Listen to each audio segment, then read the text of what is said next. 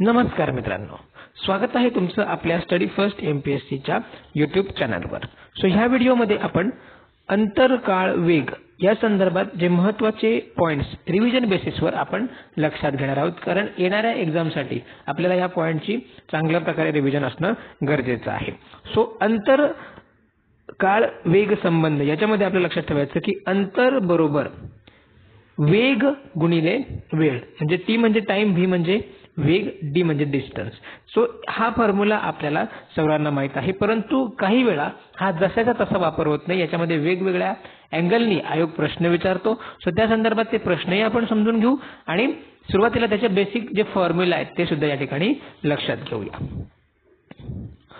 सर्वप्रथम आपल्याला जर विचारलं की वेग, वेळ आणि अंतर याच्यामध्ये आपल्याला काय संबंध आहे, लक्षात ठेवायचं की ज्यावेळी पण आपल्याला ह्याच्यावरची उदाहरणं दिली जातील तर या संदर्भात यांची जी एकके असतात ती नेहमी समान हवी आहेत। म्हणजे जर विचार केला आपल्याला तर बघा, अंतर कन्सेप्ट आहे आपल्याकडे, अंतर, त्याच्यानंतर दुसरी कन्सेप्ट आहे आपल्याकडे ती म्हणजे वेळ, ओके, आणि तिसरी कन्सेप्ट आहे तर वेग, ओके।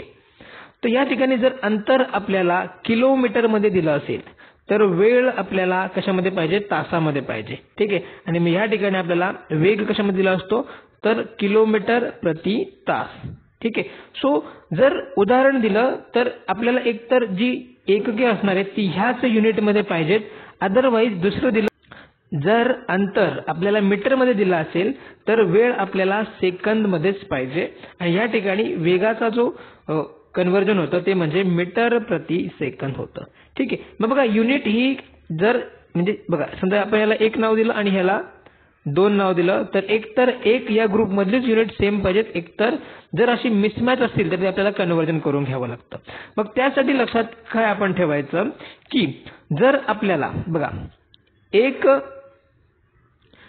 किलोमीटर प्रति तास म्हणजे जर वेग आपल्याला बघा या ठिकाणी वेग आपल्याला किलोमीटर प्रति तास मध्ये दिला असेल आणि अंतर जर आपल्याला मीटर मध्ये दिला असेल तर वेगाचं रूपांतर आपल्याला मीटर प्रति सेकंद मध्ये करावं लागतं। मग ते कसं, तर लक्षात ठेवायचं की जो पण वेग आपल्याला दिलेला आहे त्याला गुणिले 5/18 करायचं। या ठिकाणी मग आपल्याला जो वेग आहे तो मीटर प्रति सेकंद मध्ये मिळतो, ओके, हे लक्षात ठेवायचं।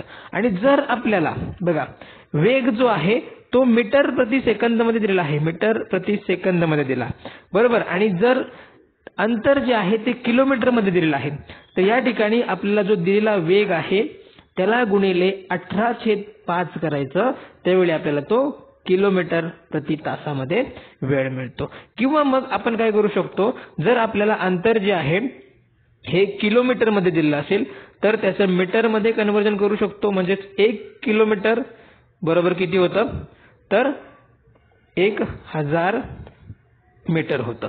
आणि जर आपल्याला अंतर जे आहे हे मीटर मध्ये दिलं असेल तर त्याला आपण किलोमीटर मध्ये सुद्धा कन्वर्जन करू शकतो, म्हणजे 1 मीटर बरोबर किती होतं तर 0.001 किलोमीटर। अशा पद्धतीने लक्षात ठेवायचं, काळजी घ्यायची की जी एकके आहेत ती म्हणजे काय समानच पाहिजेत। जर अंतर मीटर मध्ये दिला आहे तर वेग हा मीटर प्रति सेकंद मध्येच आला पाहिजे, हे या ठिकाणी लक्षात घ्यायचं, ओके। आय होप की इथपर्यंत तुम्हाला समजलं असेल। आता विशेषतः आयोग आपल्याला जो प्रश्न विचारतो तो कशा संदर्भात तर ट्रेन म्हणजे रेल्वे, ओके, ट्रेन, बरोबर, त्याच्यानंतर मग याच्या संदर्भात काय असतो तर एक कधी कधी पूल असतो, मग काय असतो बोगदा असतो, ओके, किंवा मग व्यक्ती असतो आणि खांब असतो।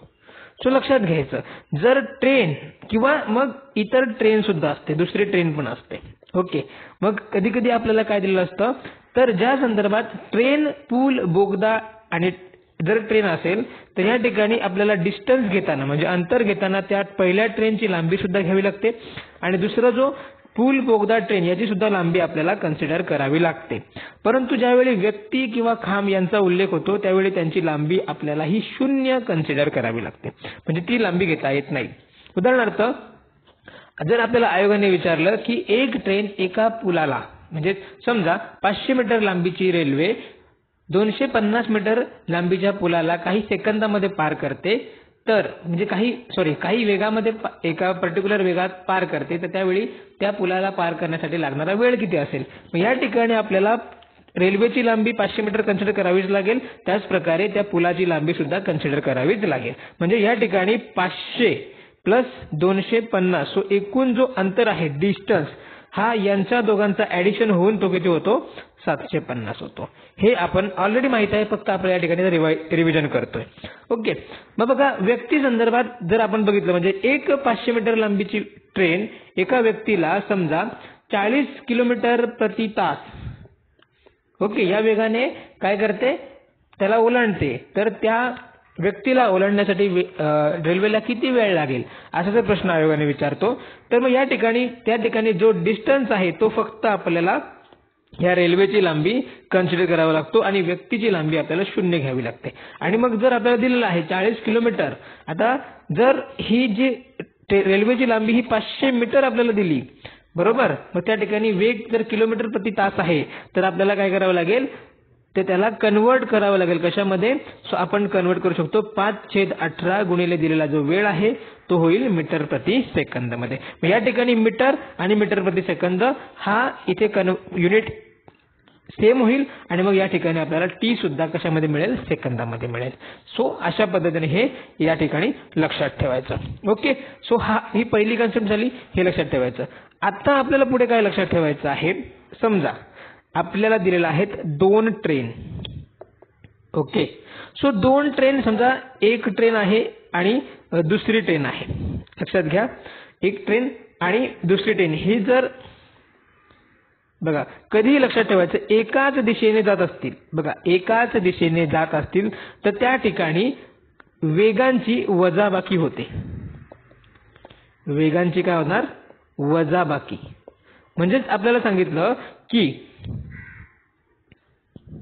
समजा एक्स आणि वाय मीटर लांबीच्या ज्या रेल्वे आहेत त्या दोन्ही एकाच दिशेने जात आहेत आणि समजा ह्या रेल्वेचा वेग जो आहे सो 10 किलोमीटर आहे प्रति तास आणि याचा आहे 15 किलोमीटर प्रति तास. तर वाय ही रेल्वे म्हणजेच ह्या एक्स या रेल्वेला ओलांडण्यासाठी किती वेळ घेईल, बरोबर, किती वेळात ही त्याला ओलांडेल.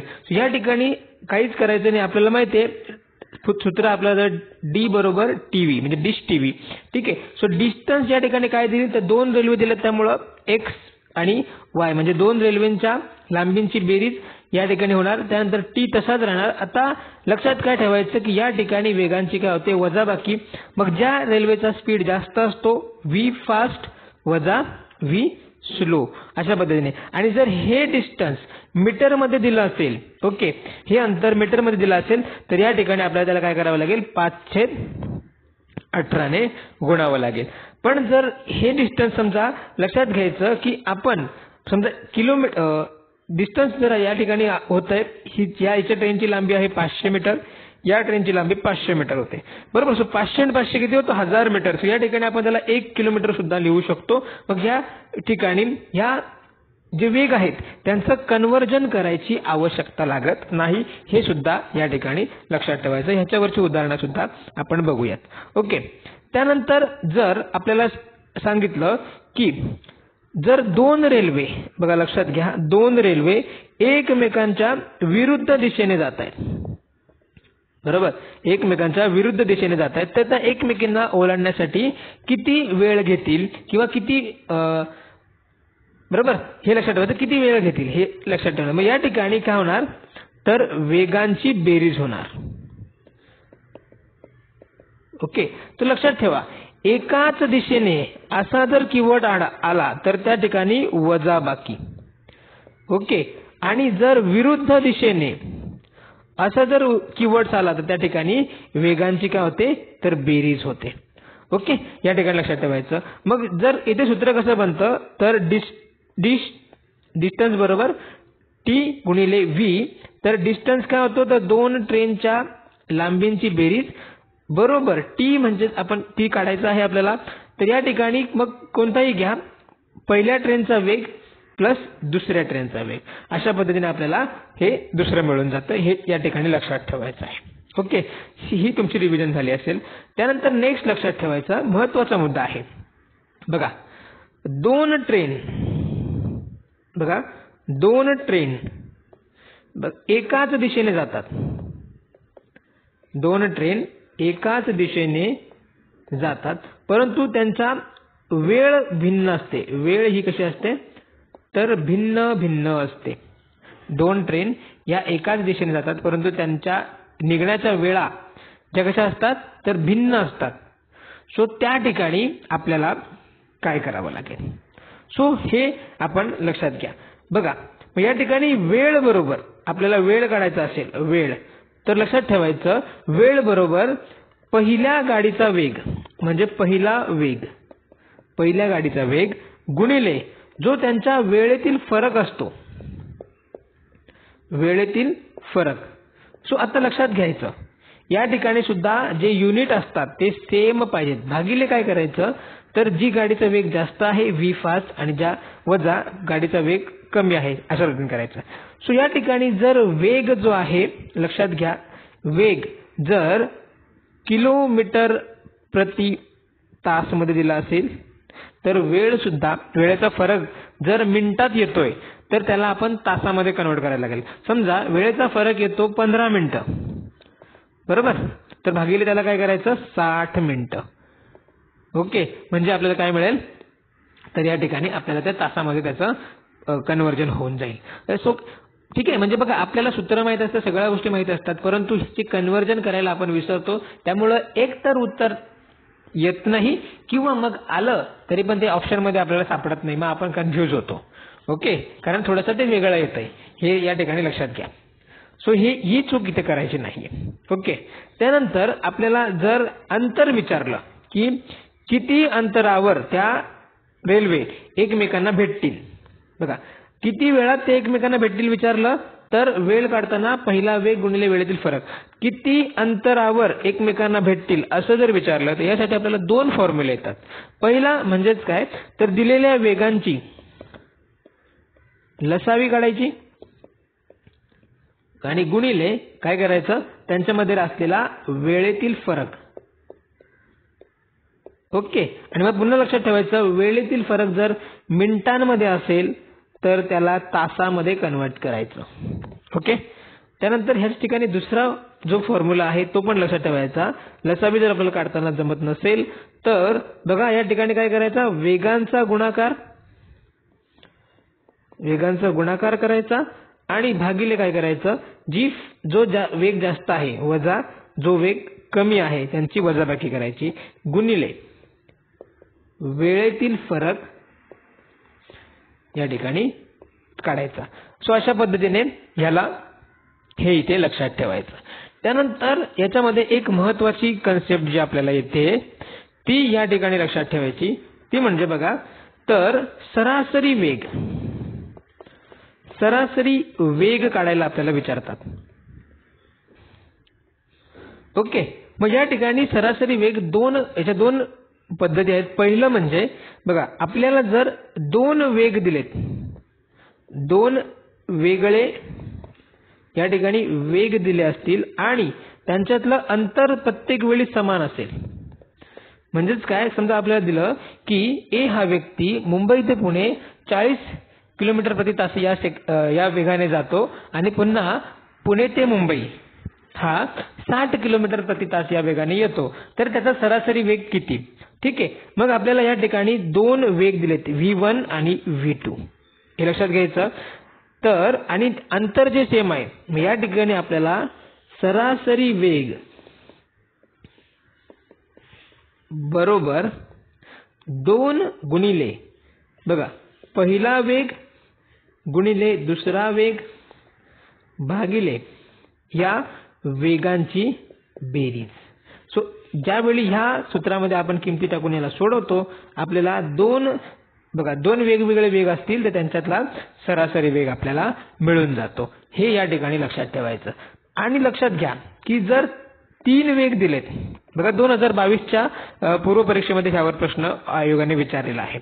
ओके, जर आपल्याला 3 वेगळे वेग दिले असतील 3 वेगळे वेग दिले परंतु प्रत्येक वेळी त्या तीनही वेगांचं अंतर कसं असेल, समान असेल. आता सरासरी वेग कधी निघेल, अंतर समान असेल तर. ठीक आहे, मग या ठिकाणी म्हणजेच बघा, ज्यावेळी अंतर समान असेल त्यावेळी या फॉर्म्युलांचा उपयोग होईल. अदरवाईज मग आपल्याला बेसिक म्हणजे जी वेगळ्या मेथडने त्याला सॉल्व्ह करावं लागतं. मग ह्या ठिकाणी जर सरासरी वेग आपल्याला विचारला तीन वेगांसाठी सरासरी वेग आपल्याला विचारला तर लक्षात ठेवायचं यावेळी तीन वेग म्हणजे V1, V2 आणि V3. ओके, सो V1 बरं, या ठिकाणी सूत्र कसं वापरायचं तर लक्षात घ्या, 3 गुणिले बघा या ठिकाणी 2 होते म्हणून 2 वापरले, या ठिकाणी 3 वेग आहेत म्हणून 3 गुणिले V1 गुणिले V2 गुणिले V3 म्हणजे अंशाच्या ठिकाणी तीनही वेगांचा गुणाकार करायचा आणि त्याला 3 ने गुणायचं भागिले लक्षात घ्या V1 गुणिले V2 प्लस V2 गुणिले V3 प्लस V1 गुणिले V3. सो अशा पद्धतीने आपण काढलं तर आपल्याला 3 वेगवेगळ्या वेगांचा सरासरी वेग मिळून जातो. ओके, सो हे या ठिकाणी लक्षात घ्यायचं. सो अशा प्रकारे जास्तीत जास्त याच फॉर्म्युलांचा वापर होतो. ओके, सो आपण आता आयोगाने काही प्रश्न विचारलेले आहेत त्यातले आपण प्रश्न सॉल्व्ह करूया म्हणजे जेणेकरून तुम्हाला हा पॉइंट चांगल्या पद्धतीने लक्षात राहील. तर आपल्या समोर प्रश्न आहे, आगगाडीत बसून एक व्यक्ती इलेक्ट्रिक खांबांची संख्या मोजते. 2 खांबांतील अंतर 50 मीटर आहे आणि त्या आगगाडीचा वेग ताशी 40 किलोमीटर आहे. तर 5601 खांब मोजण्यासाठी किती तास लागतील? ठीक आहे, सो सर्वप्रथम लक्षात घ्यायचं की या ठिकाणी आपल्याला तास विचारलेले आहेत.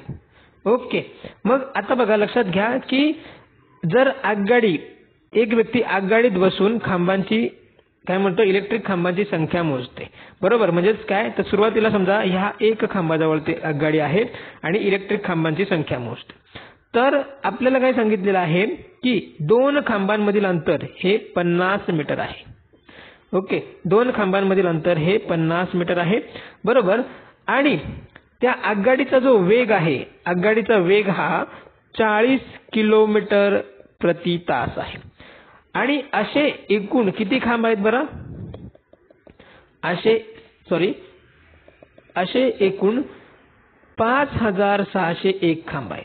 सो तास किती लागेल? सो सोप्या पद्धतीने आपण याला सॉल्व्ह करूया. तर लक्षात घ्या या ठिकाणी पहिल्या खांबापासून सुरुवात करतोय म्हणून पहिला खांब आपण मोजायचा नाहीये. मग आता उरले खांब किती तर 5600. ओके, आणि 2 खांबांमधलं अंतर किती आहे तर 50 मीटर. म्हणजे या 5600 खांबांना गुणिले 50 केलं तर त्या रेल्वेने एकूण कापलेलं अंतर आपल्याला मिळून जाईल. मग याचा गुणाकार केला तर हे 3 शून्य म्हणजे वरचे 2 आणि हे आपण तसेच लिहिले आणि 5 ने या 56 ला गुणाकार केलं तर बघा 5 एके 5 5 सक 30 आलं परत काय 0 हातचा 3 5 5 25 आणि 3 किती होतात तर 28. ओके, हे आपल्याला अंतर मिळालं मीटरमध्ये. सो ह्याला आपण कन्वर्ट करायचं कशामध्ये तर किलोमीटरमध्ये. मग किलोमीटरमध्ये कन्वर्ट करायला आपल्याला काय करावं लागेल, याला 1000 ने भागावं लागेल, बरोबर. मग 1000 ने ज्यावेळी भागतो तर हे 0 काय होतात कॅन्सल होतात. म्हणजेच ती जी रेल्वे आहे ती किती किलोमीटर प्रवास करेल तर 280 किलोमीटर प्रवास करेल. आणि हे आपल्याला काय मिळालं डिस्टन्स मिळालं. आपल्याकडे आता वेग आहे, आपल्याकडे डिस्टन्स आहे, आपण टाइम कॅल्क्युलेट करू शकतो. मग कशा पद्धतीने कॅल्क्युलेट करणार? सो लक्षात आपल्याला माहिती आहे डिस्टन्स बरोबर टाइम गुणिले वेग. ठीक आहे, सो डिस्टन्स किती आहे 280 किलोमीटर बरोबर वेळ आपल्याला काढायचा आहे आणि वेग आपल्याकडे आहे 40 किलोमीटर प्रति तास. ओके, सो युनिट बघा, युनिट याचा काय आहे किलोमीटर आहे, ह्याचा युनिट कसा आहे तर किलोमीटर प्रति तास आहे, बरोबर. आणि ह्या ठिकाणी आपल्याला हे तासामध्ये विचारले. म्हणजेच या ठिकाणी कुठल्याही प्रकारचा युनिटचं कन्व्हर्जन करण्याची गरज नाहीये. आपल्याला डायरेक्ट कॅल्क्युलेशन येत असेल तर करू शकतो. उदाहरणार्थ बघा आधी मी काय करतो आपलं प्रॉपर कॅल्क्युलेशन करूया. म्हणजे टी बरोबर किती येईल सो हे 40 या 280 ला काय होतील भागिले होतील, बरोबर. मग या ठिकाणी 0 0 गेलं 4 एके 4 7 चोक 28 सो बरोबर 7 तास आपल्याला वेळ मिळून जाईल. आणि डायरेक्ट आपण कॅल्क्युलेट करू शकतो. तर लक्षात ठेवायचं बघा 4 हे 0 0 कॅन्सल होतात असे आणि 4 एके 4 आणि 7. सो या ठिकाणी 7 तास आपल्याला मिळतो. तर या प्रश्नाचं उत्तर आपल्याला किती होतं तर 7 तास. म्हणजेच बघा सो हा प्रश्न आयोगाने 2022च्या गट ब च्या पूर्वपरीक्षेमध्ये विचारला होता. सो अशा पद्धतीने त्याला सॉल्व्ह करायचं आहे. पुढचा प्रश्न बघा 250 मीटर लांबीची रेल्वे गाडी ताशी 45 किलोमीटर वेगाने धावते तर 250 मीटर लांबीचा प्लॅटफॉर्म ओलांडण्यासाठी किती वेळ लागतो. या ठिकाणी आता बघा एक रेल्वे आणि प्लॅटफॉर्म या दोघांचा संबंध दिलेला आहे त्यामुळे आपल्याला दोघांची लांबी कन्सिडर करावी लागेल. ओके मग समजा रेल्वेची लांबी आपण x कन्सिडर केली आणि ती किती दिली आहे 250 मीटर आणि प्लॅटफॉर्मची लांबी आपण y कन्सिडर केली तर ती आपल्याला दिली आहे 250 मीटर. ओके मग या ठिकाणी आपल्याकडे आपलं सूत्र काय आहे अंतर बरोबर वेळ गुणिले वेग. सो आता या ठिकाणी आपल्याला अंतर कसं मिळणार तर ह्या x आणि y यांची बेरीज करून. ओके सो बघा यांची बेरीज जर आपल्याला केली तर आपल्याला उत्तर किती मिळतं 500 मीटर इतकं मिळतं. ओके बरोबर या ठिकाणी वेळ आपल्याला काय काढायचा आहे हे लक्षात घ्यायचं आणि वेग या ठिकाणी आपल्याला काय दिलाय 45 किलोमीटर प्रति वेग. आता अंतर आपल्याला मीटरमध्ये आहे त्यामुळं हा जो वेग आहे 40 किलोमीटर प्रति तास याला आपल्याला कशामध्ये करावं लागेल मीटर प्रति सेकंद मध्ये कन्वर्ट करावे लागेल. सो हरकत नाही आपण करू त्याला कारण बघा आता x प्लस y किती आहेत हे 500 मीटर बरोबर आपल्याला टी काढायचा आहे गुणिले वेग आपल्याला किलोमीटर प्रति तास द्यायचा तर कन्वर्जन करण्यासाठी आपण काय करतो 518 गुणिले 45. ओके अशा पद्धतीने ह्याला आपण सॉल्व्ह करणार. आता बघा तर 9 दुने 18 9 पाचा 45 या ठिकाणी येतात. ओके त्यानंतर आपण जर डायरेक्ट या ठिकाणी याचं कॅल्क्युलेशन करू शकतो कसं तर बघा 5 एके 5 आणि हे 2 शून्य आपल्याला आले. त्यानंतर पुढे आपल्याकडे एक 5 अजून शिल्लक आहेत. मग ह्या 5 ने पुन्हा जर याला 5 एके 5 त्यानंतर किती होतात तर 20 पाचा 100 बरोबर. म्हणजे टी किती आपल्याला मिळतो या ठिकाणी टी किती मिळतो तर 20 सेकंद. सॉरी 20 सेकंद नाही तर हे जे 2 आहेत हे याला काय होणार आहेत मल्टिप्लाय होतील इथे तर या ठिकाणी हे 40 सेकंद आपल्याला उत्तर मिळेल. ओके हे लक्षात घ्यायचं. सो अशा पद्धतीने आपल्याला उत्तर मिळालं पर्याय क्रमांक 2. ठीक आहे. सो कधी कधी अशा पद्धतीने आपली कन्फ्युजन होऊ शकते आपली म्हणजे आपण विसरून जातो कधी कधी ह्या ठिकाणी आपल्याला एखादी संख्या बाकी आहे बरोबर. सो ते विसरायचं नाही हे लक्षात घ्यायचं. त्यानंतर नेक्स्ट बघा तर बघा हा सरासरीचा उदाहरण आहे. ठीक आहे.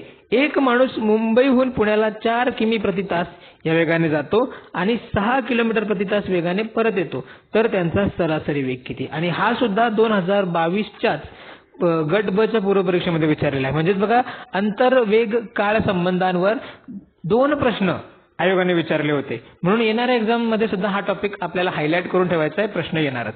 ओके सो बघा आता कशा पद्धतीने करणार आपल्याला V1 दिलेला आहे 4 किलोमीटर प्रति तास याची गरज नाही आपल्याला. V2 बरोबर किती दिलाय 6 किलोमीटर. सो आपल्याला सूत्र आपण वापरला होता सरासरी वेग बरोबर काय तर 2 गुणिले V1 गुणिले V2 भागिले V1 अधिक V2. ओके सो अशा पद्धतीने जर बघितलं तर 2 गुणिले 4 गुणिले 6 भागिले 4 आणि 6 किती होतात तर 10 होत आहेत. तर या ठिकाणी जर आपण कन्सिडर केलं तर 2 1 2 2 पंचे 10 बरोबर. मग ह्या ठिकाणी किती होतात तर 6 चौक 24 भागिले 5 म्हणजे या ठिकाणी आपल्याला उत्तर किती मिळतं तर 4.8 किलोमीटर प्रति तास. ओके सो लक्षात घ्या सरासरी काढताना दिलेला वेळ फक्त समजा आपल्याला दिलंय की 4 गुणिले 4 अधिक आपण काय करतो कधी कधी तर यांचा गुणाकार करतो आणि भागिले काय करतो यांची काय करतो बेरीज करतो 6 आणि भागिले काय करतो 2. सो या ठिकाणी 6 4 किती होतात 10 आणि उत्तर 2 उत्तर येतं 5 परंतु तेच रॉंग असतं. याच फॉर्म्युलाने आपल्याला तो लसावी काढायचा आहे हे लक्षात ठेवायचं. म्हणजे बघा अतिशय सोप्या पद्धतीने आपल्याला 2 मार्क्स इझिली आपल्याला मिळून गेले होते 2022च्या पूर्व परीक्षेमध्ये. सो अशा पद्धतीने ह्याला सॉल्व्ह करायचंय. सो त्यानंतर पुढचा प्रश्न बघा हा सुद्धा सरासरीवरच आधारित प्रश्न आहे, परंतु या ठिकाणी 3 वेग दिलेले आहेत. तर बघा, नीरजने एकूण 60 किलोमीटर अंतरापैकी पहिले 20 किलोमीटर अंतर 10 किलोमीटर वेगाने पार पाडले, पुढील 20 किलोमीटर अंतर ताशी 12 किलोमीटर वेगाने पार पाडले आणि राहिलेले 20 किलोमीटर अंतर ताशी 15 किलोमीटर वेगाने कापले, तर संपूर्ण 60 किमी अंतराचा त्याचा सरासरी वेग किती? ठीक आहे. तर या ठिकाणी आपण लक्षात घ्यायचं की या ठिकाणी किती दिलेत? V1 बरोबर किती आहे? 10 किलोमीटर. V2 किती आहे? तर 12 आणि V3 किती दिला आहे? तर 15. म्हणजे या ठिकाणी 3 वेग दिलेत आणि लक्षात घ्या की दोन्ही म्हणजे तिन्ही यांच्यामधलं अंतर हे सेम आहे. सो या ठिकाणी आपण आपला फॉर्म्युला वापरू शकतो. सरासरी वेग बरोबर बघा 3 गुणिले V1 गुणिले V2 गुणिले V3. आपण ह्याला नॉर्मल बेसिक पद्धतीने सुद्धा सॉल्व्ह करू शकतो, पण त्याला खूप वेळ लागेल, म्हणून त्याला आपण फॉर्म्युलाने सॉल्व्ह करायचं. या ठिकाणी छेदस्थानी काय? V1 V2 अधिक V2 V3 अधिक V1 V3. आता फक्त फॉर्म्युलामध्ये किमती टाकायच्या. सो बघा 3 गुणिले या तिघांचा गुणाकार वरती 10 गुणिले 12 गुणिले 15. ओके. आणि खाली बघा तर V1 आणि V2 म्हणजे या दोघांचा गुणाकार 10 गुणिले 12 अधिक V2 V3 म्हणजे ह्या दोघांचा गुणाकार 12 गुणिले 15 अधिक ह्या दोघांचा गुणाकार किती होतो? 10 गुणिले 15. सो या ठिकाणी आपण ह्याला सॉल्व्ह करू. 11.